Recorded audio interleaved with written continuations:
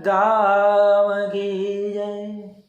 सरल मुमुक्ष होय शुद्ध चैतन, करई अर्पण चरणे तन मन। अहो करता कहिए दो कर जोड़े, आए ओ शरण स्वामी जुओ ममोरी।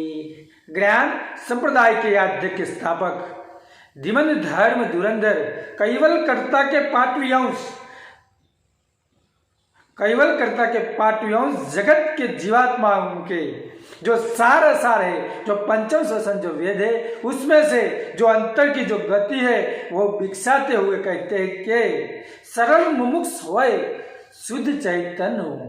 जो सरल है, जो सरल भाव से जो अपनी जो गति है वो जगत के जीवात्मा को देता है, और जो अंतर का जो लागणी है वो सबको दिखाई देता है, तभी वो अंतर की गति को पहचान सकता है। इसलिए बोलते हैं सरल मुमुक्ष, और अंतर की जो गति ये मुमुक्ष गति का होना चाहिए, उसको मुमुक्ष भाव होना चाहिए, अंतर में वो लागणी होनी चाहिए। जब अंतर में मुमुक्ष भाव जिसके अंदर होता है, वही वो परम गुरु का जो श्वसन है उस पर वो ज्ञान उस पर उसको टिका रहता है।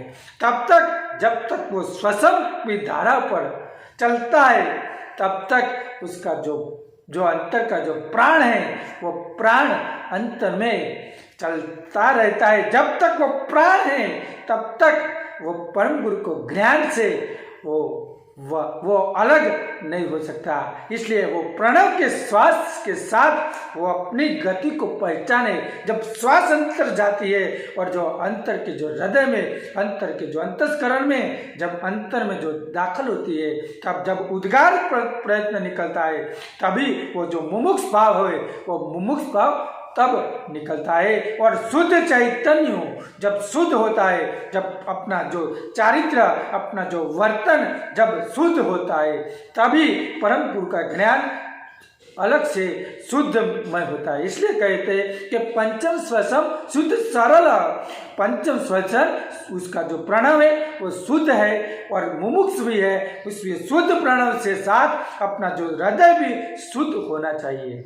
और जब अपना हृदय शुद्ध होता है तभी तो परम गुरु का ज्ञान अंतर में विकसित होता है। इसलिए अंतर में जांचिए और उसको पहचानिए।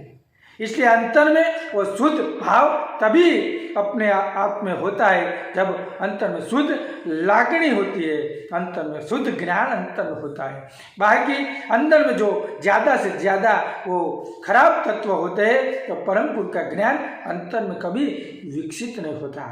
इसलिए आपको शुद्ध होना चाहिए, सरल होना चाहिए और मुमुक्ष और चैतन्य भाव होना चाहिए। जब अपने चैतन्यता को आप पहचानेंगे, जो चैतन्यता की गति को आप जानेंगे, तभी अपना जो भाव है ये पूरी तरह सरलता पूर्वक आप उसको जान सकेंगे। तभी तक आप नहीं जान सकते। इसलिए आपको चैतन्य को पहचानना पड़ेगा। और चैतन्य ही सर्व घाटे घाट में वो उसका पसारा हुआ है। सरे सर घट घट में उसका पसारा हुआ है। और घट घट में जो बोलता है वो प्रणव ही है। जो प्रणव से ही वो गति आती है। इसलिए वो प्रणव से ही वो श्वासारूपी जो दम है उस पर आपको टिका रहना पड़ेगा। जब टिकेगा तो ही सही तरह से चलेगा। जैसे कोई क्रिकेट होती है तो क्रिकेट में जो बल्लेबाज होता है वो अपनी जो क्रिकेट में जो ज़्यादा दिन पिच पर टिका रहता है तो वो ज़्यादा रन करता है। उसी तरह जब आप अपने श्वास पर ज़्यादा से ज़्यादा टिके रहेंगे तो अपने पर जो अंतर का जो लागणी होती है, अंतर का जो भाव है, वो अंतर का आत्मबल उससे ज़्यादा हो जाएगा। और अंतर में जो ज़्यादा भाव होता है तभी तो परम गुरु को सही तरह से हम पहचानते हैं। ऐसे ही आगे भी कहते हैं कि करही अर्पण चरणे तन मन। तब जब आप ऐसा भाव रखोगे और अंतर में जो श्वासारूपी प्रणव में जब आप चरणे उसके चरण में आप बिछाएंगे तभी तो अपना जो भाव है वो चरणे अपना तन मन उसके पास चला जाएगा। वैसा चरण कि जिसको हम पहचान सकते नहीं है, उसको देख नहीं सकते, वैसा चरण को हमको उस पर परम गुरु में बिछाना पड़ेगा। वो श्वास रूपी जो चरण है, वो चरण से परम गुरु की ज्ञान की गति को हमको पहचानना पड़ेगा। नहीं पहचाना तो मनुष्य का कोई मतलब नहीं है। तो आप जानिए और पहचानिए। सब आसान है, सुरल है, शुद्ध है और चैतन्य है। तो आप जानिए और मुमुक्ष भाव है तो आप जाएंगे, जानेंगे, तभी तो उसको सही तरह से यूज कर सकेंगे ना। कोई भी धंधा हो, आप 3 साल इसको यूज करेंगे तभी तो पूरा धंधे का नॉलेज आता है, तभी तो सही रीते धंधा चलता है। उसी तरह अपना जो श्वास है, उस श्वास पर जब आप सही तरह से काम करने लगेंगे तभी उसका जो ज्ञान है वो अंतर में बिठेगा और बिठेगा तभी तो हम जानेंगे। और अहो करता कहिए कहू दोई कर जोड़ी, हे करता मालिक, मैं आपके सामने 2 हाथ जोड़कर आपको कहता हूँ कि हमको 2 कर जोड़ी, हम आपको दो हाथ से आपको नमन करते हैं और आप हमको बख्शिश दीजिए कि जो प्रणव से हम कितने समय तक हम आपसे बिछड़े हुए हैं, वो बिछड़ा हुआ भाव अंतर में आप हमको दिखाइए और अंतर में वो लागणी रखे, तभी तो ये ज्ञान अंतर में विकसित होता है। तो 2 हाथ से वैसे ही हमको मांगनी करना पड़ेगा, तभी तो कर्ता मालिक हमको वो लागनी अंतर में आ सकती है। इसलिए 2 कर जोड़ी कहिए कहू जोड़ी, ऐसा हमको अंतर से बोलना पड़ेगा, मुख से नहीं बोलने का।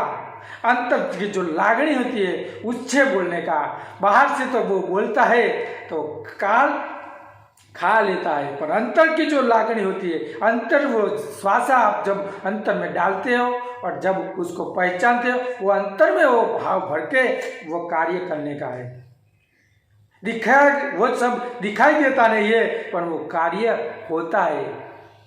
वो आप जब वो काम करोगे तभी तो आप पहचानोगे ना, बिना पहचाने कुछ प्राप्ति हो सकती नहीं है। और वो सभी जगत के जीवात्मा वही श्वास पे हुए टिके हुए हैं। आए वो शरण स्वामी जुओ मम ओरे, हे स्वामी मैं आपके शरण में आया हूँ, हे स्वामी मुझे आपके शरण में आया हूँ तो मुझे कोई अच्छा रास्ता दिखाइए। और जो प्रणव है वो कितने दिन से मैं आपसे बिछड़े गया हूँ तो मुझे वो भाव भरिए और मैं अंतर में आपको दाखिल कीजिए। वैसा भाव अपने अंतर में वो शरण के स्वामी के शरण में आपको जाके उसको पहचानना पड़ेगा। और वो स्वामी है, वो स्वयं स्वामी है, वो दया के स्वामी है। तो उसको पहचानिए और उसको जानने का वो भाव है, वो भाव हर रोज आप करिए, तभी परम गुरु का जो भाव है वो चलता रहेगा और वो समरूप है पर हम आप पहचान नहीं सकते। इसलिए वो सम अपनी जो दृष्टि पर, वो अपनी जो नयन पे, वो जो अगर प्रणव रूपी जो धारा है उस पर आप वो चालू करिए, तभी तो आप पहचानेंगे और तभी परम गुरु का ज्ञान सरल मुमुक्ष और शुद्ध चैतन्य हो, तभी अंतर में वो विकसित होगा और अंतर में विकसित तभी वो कार्य सही तरह से करेगा। ऐसा है परम गुरु का ज्ञान। पर हमको क्या है कि सब माइक पदार्थ बहुत अच्छे लग गए हैं, इसलिए हम उसको पहचान नहीं सकेंगे। इसलिए जो माइक पदार्थ की जो प्राप्ति है उसको थोड़ा निकाल कर अंतर में जो परम गुरु का ज्ञान है उस पर हम अपनी दृष्टि रखें, तभी तो परम गुरु का ज्ञान अपने अंतर में विकसेगा, तभी परम गुरु की कृपा अपने अंतर में विकसित होगी, तभी तो परम गुरु का ज्ञान जग में जाहिर होगा, तभी तो परम गुरु का ज्ञान वो लक्ष्यार्थी तभी तो जानेगा, तभी तो परम गुरु का ज्ञान तभी से ही चालू होगा। और जब आप अभी से नहीं करोगे तो कभी नहीं कर सकेंगे। इसलिए अभी से चालू करो, अभी नहीं किया तो कभी नहीं, इसलिए अभी से, इसलिए तो बोल करते हैं परम गुरु अभी तुम करो लक्ष्य के अभ्यास हो, अभी से तुम चालू कर दो तो हम आपके पास है, आप है शरण आपके ही पास। तो आपके पास आने से पहले हमको आपके चरणों में ले लीजिए तो अपना जीवन एक उधार होता है और अंतर का उदार शक्ति अंतर में ही वो विकसित हो जाती है। ऐसा परम गुरु का ज्ञान है तो हम उस पर समझिए और जांचिए और पहचानिए कि तभी तो परम गुरु अपने अंतर में दाखिल होते हैं। ऐसा बोलकर हम अपनी वाणी को यहीं पे विराम देते हैं। बोलिए श्री श्रीमंत करुणा सागर भगवान की जय, कैवल धाम की